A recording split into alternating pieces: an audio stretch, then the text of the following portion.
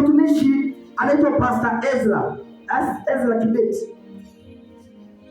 Nilipomaliza kuimba akasema watu ambao wanataka kuombewa, wanataka kitu chochote wakuje waombewe.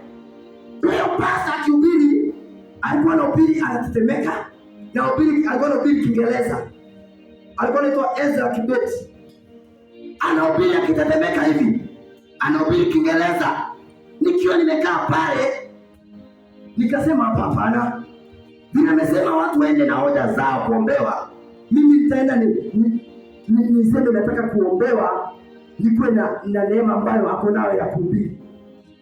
Sasa huyo pastor sikufika kumwongelesha, lakini nakumbuka nilipofika hapo aliniaga. Kimoyo tu niko nataka hii neema nataka kwa jina la Yesu. Hii neema nataka kwa jina la Yesu. Hii neema nataka kwa jina la Yesu. Na nilipotoka mahali hapo, kumbe hatakwenda kupatana na yeye tena. Kumbe vile huwa nahubiri naweka kwa simu, hata ataona hii video Pastor Ezra, may God bless you. Akaona nikihubiri, alitafuta namba yangu ya simu, akanipigia jana, akaniambia Kikachora, Bwana anakutumia. Mungu akubariki Pastor Ezra, ukiona hii video, may God bless you. Alinibariki. Kuna watu ambao utapatana na wao kwa maisha yako, ambao watakubariki. Oh my Father, yule mtumishi aliyeniombea nikaanza kuhubiri, na yule mtumishi ambaye aliniombea ile siku nikaokoka. Wote wabariki kwa jina la Yesu. Nimeleta habari siku ya leo. Hiyo ni ushuhuda yangu, niko na ushuhuda. Nitakuwa napatia ushuhuda hizi mpaka siku ambayo nitakufa, siku ya mwisho duniani. Habari ambayo nimeleta ni Danieli 2:24. Nimewapatia yeye encourage words, ndio mjue uyuko too late. Sasa ndio wakati wako. Bwana anaweza akakutumia kile ambacho tu kinahitajika. Hata tukipatana na wewe kusalimia hivi, mwambie Mungu nataka nikuwe kama John. Hata kunyima. Kama si kuhubiri akupatia, atakuimba. Kama si kuimba ya kuomba, yeyote akupatie.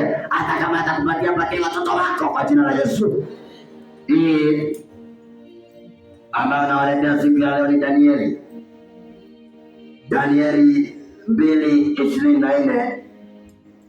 Nayo inaongelea kuhusu wakati wa mfalme Nebukadneza. Huyu mfalme sijui kulitokea wapi, sijui kulienda aje. Akatafuta wasaidizi wake, akamwambia nataka mnitafutie vijana kama 6, vijana kama 12, vijana kama 20 mniletee kwa tempo yangu. Ni kama tajiri fulani aende ambie wafanyikazi wake nataka mnitafutie vijana zaidi wakuja kunifanyia kazi. Naye Danieli akawa mmoja ndani ya hao vijana. Maandiko yakaeleza yakasema, maandiko ameitwa kama Belteshaza. Majina wengine Shadrach, Meshach, Abednego, wale majina zao kuna vile zimetajwa mahali hapo. Ikafika siku moja ambayo huyo mfalme Nebukadneza aliota ndoto. Kuna watu wakiota ndoto hawatajua inamaanisha nini. Siku moja, hiyo siku nikaota nimepasuka, hiyo kati yangu imelaluka. Kama ningekuwa tu mtu wa kawaida hivyo, nipoze hiyo ndoto, ingeniangamiza na ingeniua. Aibu ambayo ingenipata ingekuwa mbaya sana. Lakini nilipolia Yesu, nikajua hii roho katika nyuma hii aibu. Lazima ukipita watu watakuongea. Nikaambia Bwana, ondoa hiyo aibu.